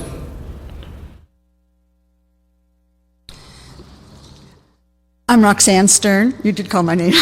I live on Strathmore Drive, and I do not oppose having an apartment building at the end of the street. I think it's a shame to have that empty space, but I do oppose the type of building that is being proposed for it now. Although they have been very helpful in adjusting, it still is going to be not fit into the continuity of the neighborhood. I believe that they are skirting the spirit of the community with the height of the buildings. There are taller buildings, but they fit in. When those buildings are taller, they fit in, and there are a few that don't, and they should not have been built. But we can't undo those. What we can do is go forward, and I think that this building would not serve the purpose of North Village. It seems to circumvent the community plan, the Westwood specific plan, and I would urge you to accept the appeal. Thank you, ma'am. Noel Weiss? And then Tim Connolly. Council members, I want on this project the same thing that the people on Magnolia Boulevard got on their SB 1818 project. That basically, if you recall, earlier this year we had a circumstance where we had a CEQA appeal granted so that they could basically do an adequate traffic analysis. We are talking about a situation here that is very, very similar. And if you did it for them, you basically should do it for these people. With regard to the specifics of the CEQA, one, we're talking about the cumulative impacts here. There are 8 projects within a quarter mile, and the intensity has not been evaluated in the MND. Next, we're talking about project design. This originally started out as a 22-unit project, by the way, and Mr. Rousseau, and there's no evidence in the record, just as an aside, that the applicant, who is not the owner of the property, they're just speculating on the backs of the community on this. They've optioned the property. There's no evidence they even have any rights to do anything. They're going to get the entitlements, and they're going to flip the property. This is a business model where they basically rent out beds. But aside from that, let's talk about project design very briefly. The MND says everything is fine. However, the Design Review Board, that's supposedly a mitigation factor, they said everything is not fine. And you know what? There's nothing in the record to contradict the Design Review Board findings. In fact, the members here say, I think it falls short. I think the project's too bulky. I don't think it's harmonious. Take off the top floor. Economic feasibility. There's nothing. And Mr. Koretz, by the way, who has a motion before this committee that someday in our lifetimes is going to be heard, basically talks in terms of economic feasibility. They haven't supplied any kind of an economic feasibility analysis. That is critical to the situation because they're talking about, they've gone from 22 to 29, I guess now. We don't sure exactly how many incentives. We're at 56 feet. But the bottom line is that the design is basically not compatible. Secondly, there's nothing in the MND that talks about the number of people that are going to occupy this property because their business model is... Thank you, Mr. Weiss. Tim Connolly? Not enough time, Mr. Chairman. It's not fair. Good afternoon, sir. Good afternoon. My name is Tim Connolly. I work in the city of Los Angeles. I work for American Multifamily. We have recently completed a large project in the city of Los Angeles in the Wilshire district that was responsible for approximately 1.2 million man-hours of employment over the term of the project. The Strathmore project is a badly needed project in this economic environment. The project will create well over 300,000 man-hours of employment within the city limits. I also feel that this project design is a high-quality LEED Silver project whose design far exceeds the older adjacent buildings. I support this project. Thank you. Dean Dixon, then Greg Smith. I think so. Hi, I'm Dean Dixon with Larrabee Framing, and I just came in support of the project. It will indeed provide many, many jobs for LA County residents as well as LA City residents that work for us. So I just wanted to point that out. Thank you, sir. Greg Smith. Stephen DeBoer. Honorable Council members, my name is Greg Smith. CEQA does not require an EIR here. for a zoning-compliant 29-unit apartment building with affordable housing. It's not clear to me why someone would even rent a unit in Westwood, 3 blocks from UCLA, and launch a campaign against student housing. What we need is smart growth. And this city and you have all worked, and every responsible planner has said the same thing. We need to stop building parking, we need to locate density near the end user, and we need to start using these, my feet. We need to have pedestrian-friendly places, and we need to put growth near where the end users are. This is UCLA. This has always been their student housing. Always. The applicant insists that somehow CEQA wants to address an ugly building. And who decides what an ugly building is? I happen to like the building. I think it's very attractive, I think it's well done, and it's zoning compliant. What would be the purpose of an EIR? So that the community can disclose to everyone else that they think it's a poor design? The APC had the authority to decide this. A recommendation is purely a recommendation. And now it's before you again on the same set of issues. We need to build student housing near our campuses and not stretch it all the way down to 405 and have people figure out how to shuttle back and forth to this university. There's nothing wrong here. In the future, people will look back and they'll look at the number of parking spaces that we're building in all of these projects and they'll say, you got it right. You decided that at one point you were going to say, that's enough parking, people need to walk, and they need to live close to where they're going to go to school, where they're going to work, they're going to take the subway. You got it right, and you know what the future of LA is. Thank you. Thank you. Stephen LeBreau, Alexander Sachs. Hello. I just wanted to read into the record a letter from Donald Shoup, who's a celebrated professor of urban planning at UCLA and a member of the Westwood Design Review Board for 8 years. Dear council members and commissioners, I've reviewed the approved plans for the project proposed by PPC Land Ventures for the site at 1102 Strathmore Drive. I support the project based on my research of the parking problems in North Westwood Village and on my experience serving on the Westwood Design Review Board for 8 years. A particular virtue of the Strathmore Drive project is that it will cater to residents who do not own cars. The developers agreed to unbundle the cost of parking from the rent it charges its residents. That is, the rent for a parking space will be a separate monthly charge from the rent of an apartment. Residents who do not own a car will therefore pay less for an apartment than residents who do own a car. The policy will make the housing more affordable for residents without cars and less affordable for residents with cars. The project will thus selectively attract residents who do not own cars. Good planning should provide developers with a consistent set of objective criteria for designing their projects. If the project complies with the objective criteria specified under the specific plan and city code, as both the Director of Planning and the City Planning Commission have determined, then it should be approved as designed. Thank you very much. Thank you. That was my professor 20 years ago. His voice is still here. Okay.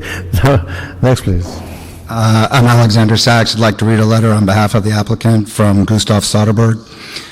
As a founding principal of VTBS Architects, I have experience in residential, mixed-use, and commercial building types. I am also very familiar with the character and history of the North Village in Westwood and with the specific guidelines that regulate development in the North Village. I support the project proposed by PPC Land Ventures for the site located at 11024 Strathmore Drive.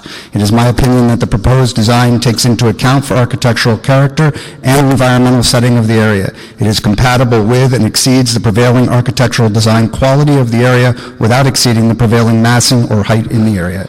It appears as if the critique of the current design is contradicting the objective nature of the standards and codes that regulate the North Village. The criticisms are purely subjective. For the record, the project architect Tagawa Smith Martin Residential is a well-renowned architectural firm in Los Angeles with an impressive portfolio of built work in California and are highly respected among their peers. Please feel free to contact me directly with any questions.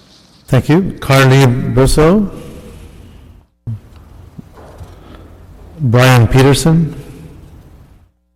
And then Greg Parker. Good afternoon, ma'am. Hi, I'm reading a letter from Mr. Brett Robertson in UCLA's External Affairs Department, who could not be here. Dear council members, I currently work for UCLA External Affairs Department and am writing to support the project located at 11024 Strathmore Drive in Westwood. There is a tremendous need for student housing in close proximity to UCLA's campus. The project would be a large improvement to the prevailing housing stock in the North Village. In my estimation, it would set a bad precedent to require an EIR for a 29-unit project, especially in light of the fact other projects have been approved in the North Village using MNDs or categorical exemptions. It is my opinion that any critique of the MND is an attempt to subvert the objective standards that regulate development. The criticisms are not only subjective in nature, but are imbued with ulterior motives unrelated to the intent of the California Environmental Quality Act. Brett Robertson. Thank you, ma'am. Brian Peterson and Greg Parker. Thank you. Brian Peterson. I'm a lifelong resident of West Los Angeles, and I would like to read a letter written by Juan Matute, who could not be here today. He is a director at UCLA Luskin Center for Climate Change Initiative, School of Public Affairs at UCLA. I'm writing to express the benefits this project will have on community sustainability and regional greenhouse gas emissions reductions. The project will add much-needed housing supply to the North Westwood Village. Additionally, the project design and location is consistent with goals to reduce greenhouse gas emissions from new development. I use the California Air Pollution Control Officer Association's CAPCOA to calculate the impacts that this project will have on regional greenhouse gas emissions. Using CAPCOA's methodology, I have calculated that the project will result in a net greenhouse gas reduction of 143.8 metric tons of CO2 per year versus the counterfactual baseline of the average regional development. Such a baseline is a widely accepted measure of where population growth would locate in the absence of the project. The United States Forest Service's Center for Urban Forest Research Tree Carbon Calculator, I found that this CO2 reduction is equivalent to the annual sequestration capability of 2,212 20-year-old camphor trees growing in the South Coast climate region. These trees have a spread of at least 40 feet, and 255 acres would be required to plant these trees. For comparison, the Los Angeles National Cemetery is 114 acres. The 2,212 camphor trees would require space the size of 2.25 national cemeteries. The reduction of quantity is also roughly equivalent to removing roughly 24 automobiles from the road. Thank you, sir. Greg Parker, Michael Manville, and Allison Manos. Good afternoon, sir. Good afternoon. My name is Greg Parker. I'm a licensed architect. I've been building and designing large multifamily projects in Southern California for the last 40 years. I've been involved with a number of Tagawa and Smith's buildings. As they have done on this project, they've handled all of them very well. This is some very difficult design challenges which I think have resulted in some of the issues. It's a hillside site. There's a V-shaped street that comes like this. So the project has a distance of some 40 plus feet between the low point and the high point. It has street frontage on both sides. So a project which is responding to the building height on this side and a project is responding to the height on this side. When you put both of those together, it adds a much higher building. I think given this particular site, Tagawa Smith has done an outstanding job and very sensitively handled the design challenges. The other major thing this project does, as previously pointed out, is it brings 3,000 man-hours of construction work to a construction industry in Southern California that's in a depression. Thank you. Thank you, sir. Michael Manville, Allison Manos. Good afternoon. My name is Michael Manville, and I'm a researcher at UCLA's Institute of Transportation Studies and Lewis Center for Regional Policy Studies. And Professor Shoup's letter stole some of my thunder, but I'm going to just reiterate some of his points. I think that it's very easy to say that any particular building doesn't have enough parking, but extensive research done at UCLA and in other places has shown that, in fact, it's very difficult empirically to determine how much parking any given building is going to require, and that's largely because the demand for parking depends a lot on how many people are in the building, which is not something you can know ahead of time, but also on how much the parking costs. And for that reason, we are very in favor of this project because it's going in the direction that parking policy should go by unbundling parking from the cost of rent. Right now, a substantial share, larger than most people are aware of people in Los Angeles don't have cars, and the housing market does not serve them very well at all because they're forced to pay for a parking space every time they rent a housing unit. And moving toward this model of unbundled parking does not only disincentivizes driving, but it also makes the housing market more responsive to people who choose to move around in ways we would like them to. So I do support this project quite a bit, and I urge you to turn down the appeal. And in my last bit of time, I think I would just mention that if this project is built, almost 100 people could have new homes, and we don't know who those people are yet because they're potential residents, and it's easy for existing residents to oppose a project that will benefit unknown potential residents, but every existing resident was at one point a potential resident, and they are now an existing resident because at some point someone let a project go forward. So I think we should count the welfare of future residents as much as current residents. Thank you. Thank you. Hi, Councilman Reyes. Hi. My name is Allison Manis, and I work for the LA County Bicycle Coalition. As a recent 2010 UCLA grad in urban planning, I used to be a bicycle commuter, and I can attest to the absolute need for more affordable, smart, sustainably designed housing in the Westwood Village, which is extremely congested.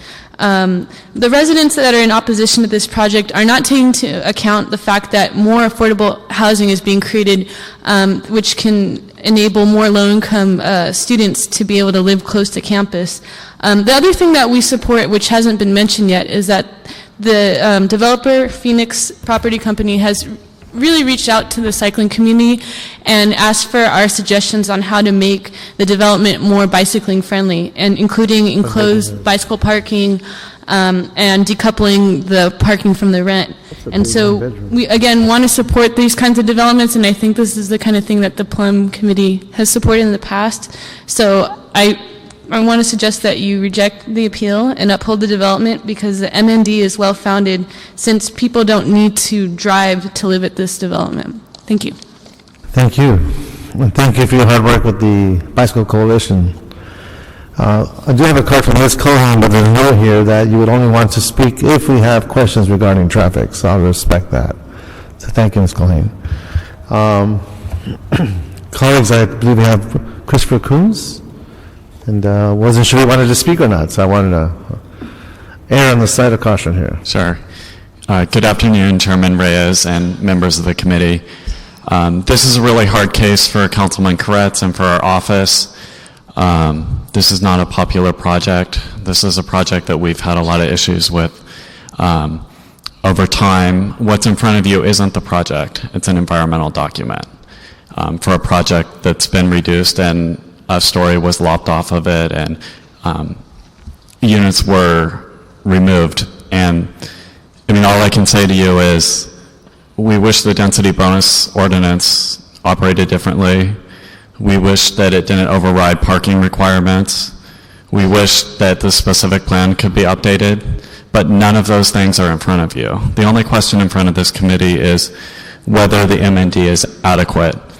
And we've searched and pried and tried to think of a gimmick, but we rely upon the experts at planning at the city attorney's office, and we've been told that there's no basis to grant this appeal. So that's what I have to share with you. So, no. No rebuttal, no due process here. At this stage, I want to make sure I'm hearing you clearly. Are you supporting the appeal or are you against the appeal? I mean, we're neutral on this project. I mean, all I can do, all the councilman asked me to do was to share these facts with you, was that Okay. you know. Okay, that's fine. Well, colleagues, given the renderings, I'm sure you've been able to see this yourselves, but from my point of view, given all the constraints we have, they've already been articulated, and given the review by the planning department and its professional opinion, I would support the project and oppose the appeal, in so much that I understand the proximity of this project to the surrounding environment. As a UCLA grad, I understand this whole notion of place and what it means for those who would use this facility. And I would essentially, given the mitigation that's already been established, the hard work from the council office, significant mitigations being realized. A whole floor has been eliminated, is my understanding. Units have been decreased. The open space, it's a silver LEED building, so environmentally it has all the elements that one would have. And I'm listening to my former professor, Don Shoup, and his wisdom on changing cultures in the city that way is not easy. We take it one step at a time, so I would support the project and oppose the appeal. Colleagues. So, Mr. Chair, you're motioning to deny the appeal and approve the project? Yes. Okay, I'll second that. I reviewed the M&D, and although there was a number of other issues raised on this project, what's really before us is the M&D, and I don't see anything to say that it's been insufficient. So I'll second Mr. Reyes's motion. Thank you. Excuse me, Council. Staff has some suggested findings that they would like to add to the environmental review. So I suggest that if you consider those and you agree that they should be incorporated, that you would grant the appeal just for the effect of including those and otherwise deny the appeal. So we're grants in part, deny in part? Yes. Okay. Councilman Findings were part of your packages. Councilman Concordia, do you have any comments, Councilmember? Charlie, I think you should read into the record what the findings are. Mr. Roach? You have a few pages. Well, you can summarize. We can make them available, I believe. They're in the, yeah. Yes. But we don't have, we said that this is the problem. They have to be made available. Right. I mean, a little fairness here would be nice. Thank you. Okay, this guy's urgent. Mr. Rush? Can you just summarize the findings to the extent that you can? Basically, what we've done here is we have findings over each area of impact and why the MND is adequate for the purposes of this particular case. It includes a mitigation monitoring report for all of the mitigation measures that were included in here. Goes through areas of impact and says why the document is adequate. Not only why the document is adequate in the language of the MND, but also why the challenges to that are, why it has met any challenges to those adequate findings. So I have reviewed those findings and they should be added to the motion. So, Councilman, before we do the final, I want to make sure we heard from you, sir, if you so wish to speak. Yes, Mr. Chair. I just want to, I'm sorry, but I don't think I have those findings in front of me, and my staff doesn't seem to be familiar with them yet. So if that's, unless this is something that we missed. Have you seen? Oh, you did. Briefly. Okay. Okay. Yes, we have them. Thank you. So we have a motion, a second. Councilman, did you want?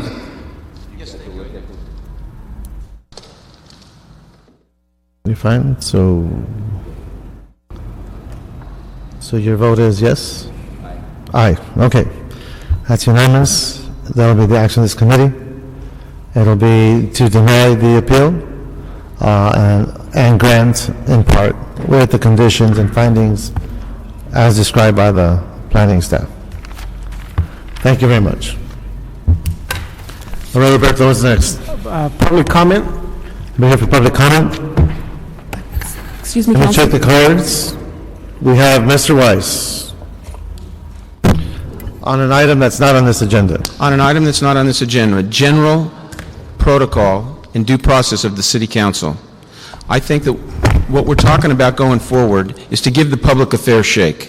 One, Mr. Reyes and committee, you have not scheduled Mr. Koretz's motion, and the hypocrisy of his motion in light of what he's done today is evident, but you need to schedule that motion for hearing. Mr. Krikorian's a co-author of that motion. Economic feasibility is a part of SB 1818. That we need the debate, your colleagues need the debate, and you're sitting on it, and it's not right. Secondly, with regard to basic due process in this committee, and I've seen it done at area planning commissions all over the city, but for some reason it can't be done here, and that is a right of rebuttal by the appellant. We got, in general, people communicate to you information, and the city attorney, by the way, in advance obviously knew what was coming. We didn't know what was coming. And you know what? Your ability to make decisions as a committee is impacted adversely when you don't get decent rebuttal. And how can you get decent rebuttal from us if the courtesy of giving us information in general is not given? And even now that you granted the appeal in part, or however, who knows, because we haven't had a chance to review the conditions, this is not the good way to do business. I think there are serious issues in the city, Mr. Reyes and committee, and in order to get those serious issues evaluated, this committee and the city council has to run a little bit better than the way they've been running. And to deny people a right of rebuttal, to deny an appellant a decent period of time, I've seen situations where people have come in here and had 5-6 minutes. The staff can have a half hour. But the people get next to nothing. And you know, it's not right. It is just not right. You have power, you have control. I respectfully request that you exercise the power and the control that you have and schedule Mr. Koretz's SB 1818 motion so that we can get the decent debate. And by the way, in terms of normally, these matters, and I will speak generically, sometimes are on consent and sometimes they're not. And the city council and your colleagues tomorrow need, or in the future, need the ability to be able to hear as judges what goes on in the city council and with regard to these SB 18. Thank you, Mr. Weiss. Thank you for listening. Acting is another matter. This meeting is adjourned.